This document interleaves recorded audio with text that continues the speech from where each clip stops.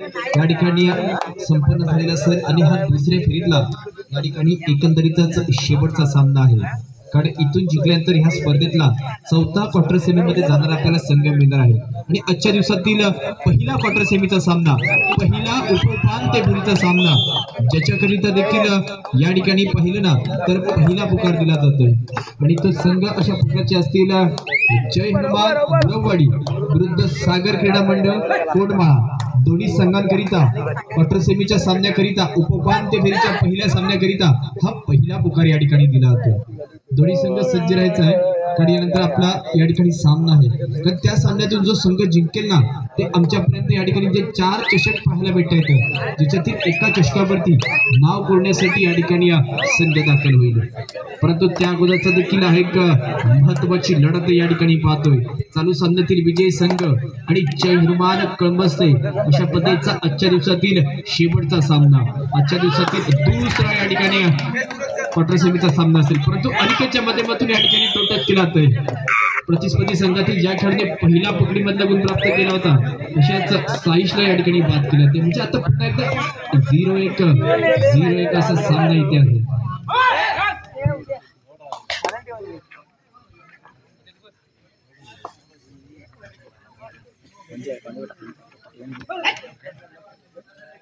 Zero एक अशा प्रकारची लढत सामना आणि ज्याला चांगली सुरुवात झाली होते.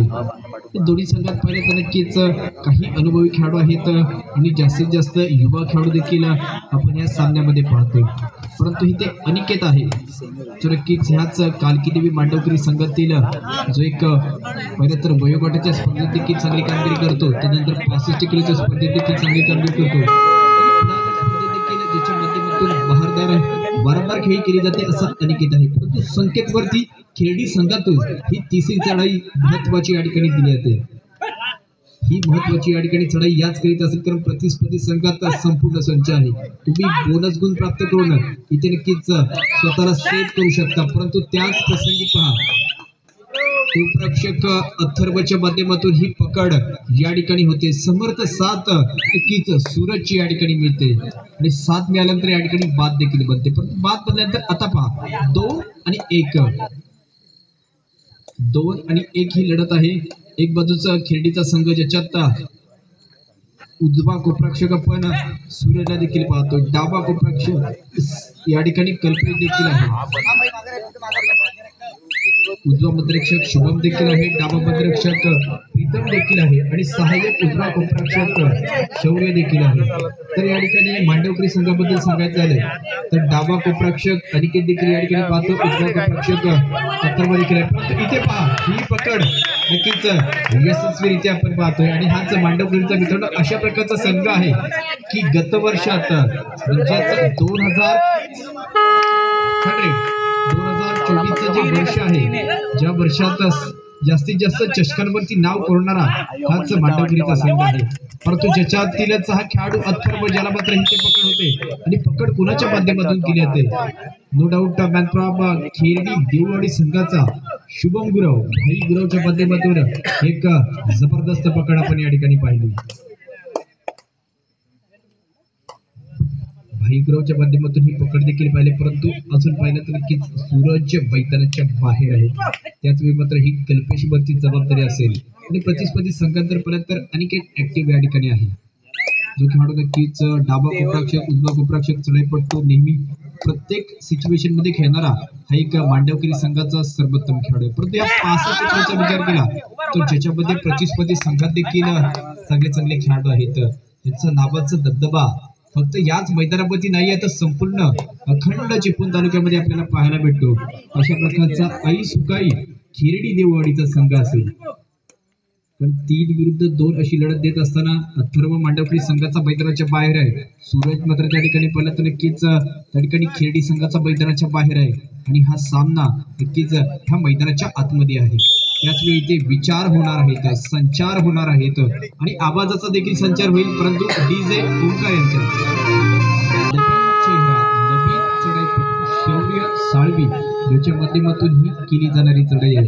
6चा संच या ठिकाणी असेल. 2-2-2 अशा प्रकारचे 6 खेळाडू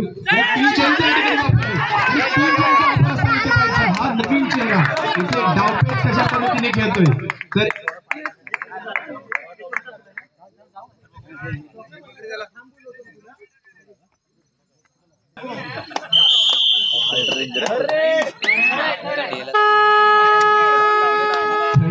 मांडवकरी आता मात्र या ठिकाणी ही तिसरी चढाई केली जाणार आहे आणि तिसरी चढाई देखील याच मांडवकरी संघाचा चढाईपट्टू आहे ज्याच्या माध्यमातून पाहतोय परंतु त्यानंतर या ठिकाणी पहा आता देखील ही पकड नक्कीच केली जाते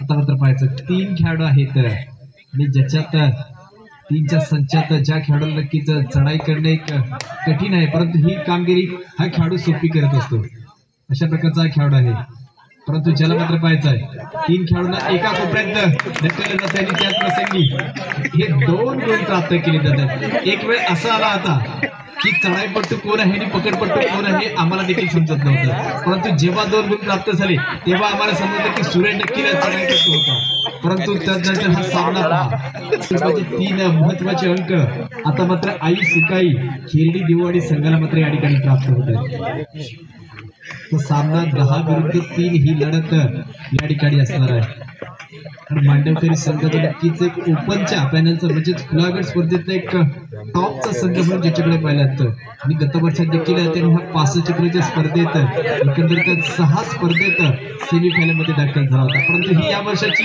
65 किलोची पहिली स्पर्धा आहे आणि त्या स्पर्धेत देखील पाहायचं आहे त्यांची कामगिरी गत वर्षाला सांगितली अशी कामगिरी ज्याची सुरुवात इथून होणार का परंतु त्या अगोदर त्याला 7 गुणांची जी आघाडी आहे ती मोडीत काढावी लागेल आणि विजयातलं अंतर कमी करावं लागेल आणि विजयाच्या दृष्टीने या ठिकाणी वाटचाल करावी लागेल विजयातलं अंतर कमी करावं लागेल विजयाच्या दृष्टीने वाटचाल करावी लागेल आणि अशा प्रकारची वाटचाल करीत असताना एका संघाकडे जास्तीत जास्त गुणांची आघाडी आहे एक संघ ज्याची सुरुवात आता नक्कीच इथून झालेली असेल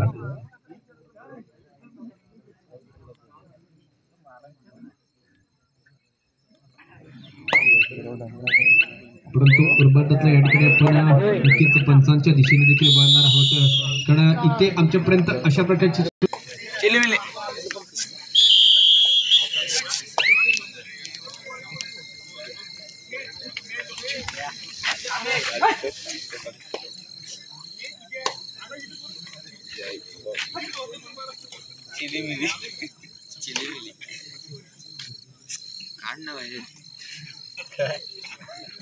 ए बाबू ए आम्हाला याच्यात पिल्लांना काय विचारतोय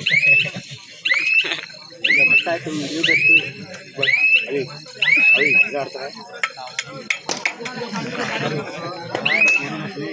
रेडी करतो ऑर्डर देतो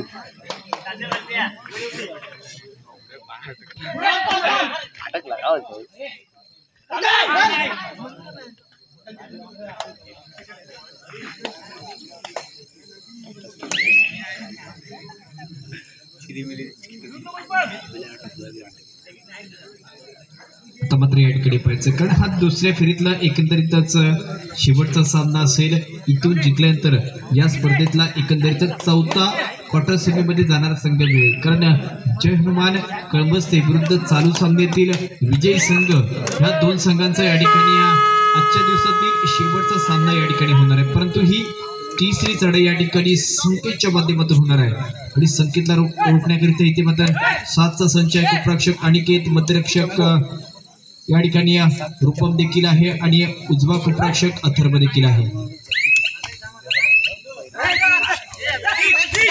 परंतु या ठिकाणी कोणी केले तर ज्या खेळाडूच्या नक्कीच नावाचा उल्लेख केला नव्हता परंतु ज्याने उल्लेखनीय कामगिरी केली अशा प्रकारचा सूरज पेटलेने केलेली ही या ठिकाणची पकड आपण पाहिली परंतु तदनंतर अनिकेतवरती पुन्हा एकदा जबाबदारी या ठिकाणी असेल ज्यांनी सुरुवातीचे गुण प्राप्त केले तर या ठिकाणी दुसऱ्या डावाचे देखील गुण प्राप्त केला असेल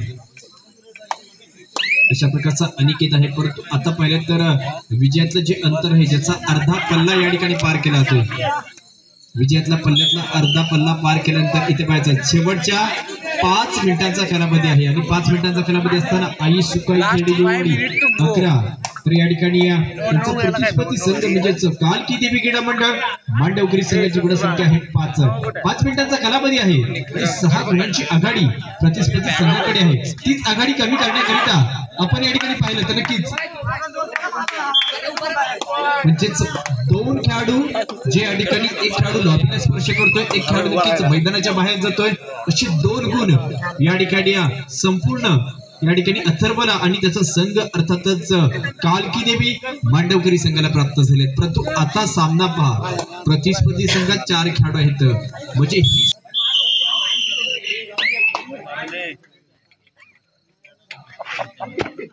आता पहा एका संघाला संधी आहे तर एका संघाला स्टेबल करण्याची गरज आहे, कारण शेवटच्या 4 मिनिटांचा कालावधी आहे। मिनिटांचा विचार केला तर 4 मिनिटांचा कालावधी आहे, सेकंदांचा विचार केला तर 240 सेकंदाचा या ठिकाणी कालावधी आहे। म्हणजे प्रत्येक सेकंदाचा इथे विचार करून येणारी पुढची प्रत्येक चढाई ही मात्र फार महत्वाची असेल, ती मात्र खेळी संघासाठी देखील आणि मांडवकरी संघासाठी देखील। कारण ह्याच दोन्ही संघांचा 65 किलोमध्ये एक दबदबा आपण पाहतो, परंतु इथे डावपेच कसे आहेत पहा, कारण दोन्ही संघांना माहित आहे की स्वतःची कशी चढाई कधी येणार आणि प्रतिस्पर्धी संघाची कशी चढाई कधी येणार। अशा पद्धतीची ज्याने ह्या सामन्याचं रूप बदललेलं आहे, ज्याने या सामन्याचं स्वरूप बदललेलं आहे, अशा प्रकारचा शौर्य हा खेळाडू या ठिकाणी पाहतो, ज्याने एका चढाईत 2 गुण प्राप्त केले होते, परंतु आता त्याच्याकरिता ही 30 सेकंद येणारी फार महत्वाची आहेत।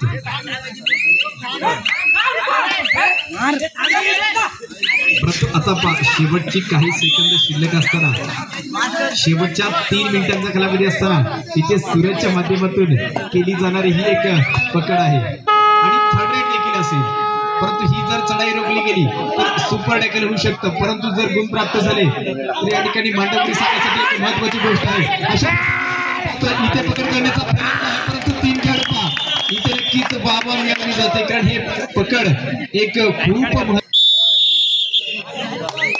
आता मात्र या ठिकाणी पाहायचंय 13 विरुद्ध 8 आणि निदान रेषेवरती हा पकडण्याचा प्रयत्न आहे, कारण अजून देखील जर नोंद दिला गेला तर ह्या सामन्यात 1 गुणांनी हाच मांडवकरी संघ जिंकू शकतो, परंतु त्याचकरिता हे 4 खेळाडू बाद करावे लागतील। परंतु संकेत या ठिकाणी पहा,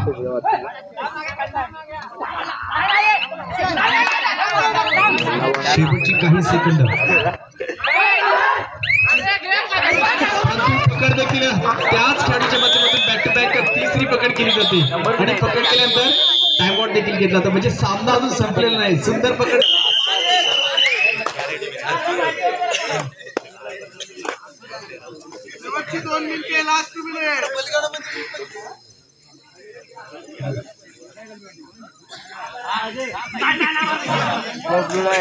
मचिंद्रे का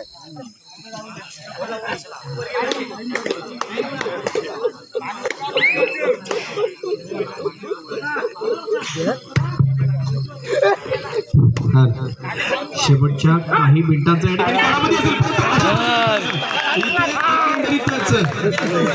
किती खेळाडू बाद केले जातात तर 2 खेळाडू या ठिकाणी बाद केले जातात, त्यानंतर टाइमआउट देखील घेतला तर खेळीच्या माध्यमातून आता मैदानाची घे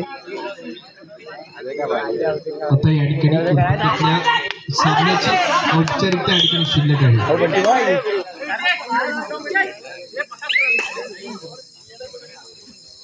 परंतु त्या प्रसंगी पाहायचं या ठिकाणी ही सूरजची चढाई असेल,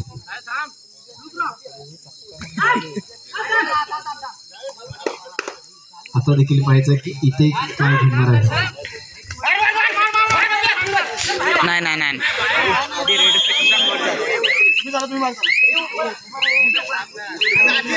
इथे मात्र पॉईंट दिला जातोय, शेवटचा 1 मिनिट या ठिकाणी आहे, म्हणजे मित्रांनो अजून सामना संपलेला नाहीये। हा जर नोंद दिला गेला ना, हा जर नोंद दिला गेला माझ्याकडे ही जर पकड झाली तर उर्वरित 2च खेळाडू राहतील आणि ते दोन्ही खेळाडू बाद झाले तर 1 गुणांनी या ठिकाणी मांडवकरी संघ जिंकू शकतो। कारण हा सामन्यात नक्कीच अजून काहीतरी शिल्लक आहे, मांडवकरी संघाने देखील सांगून दिले की हा सामना संपलेला नाहीये, कारण आम्ही अजून हरलेलो नाहीये।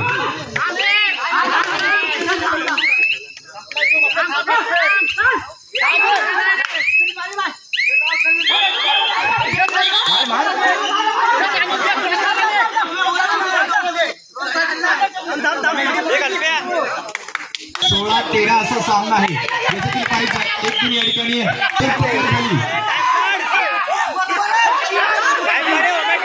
इथे जर पकड झाली तर हा सामना इक्वल होऊ शकेल. आजच्या दिवसातील पहिले आपल्याला नक्कीच 5-5 चढाया पाहायला भेटणार का?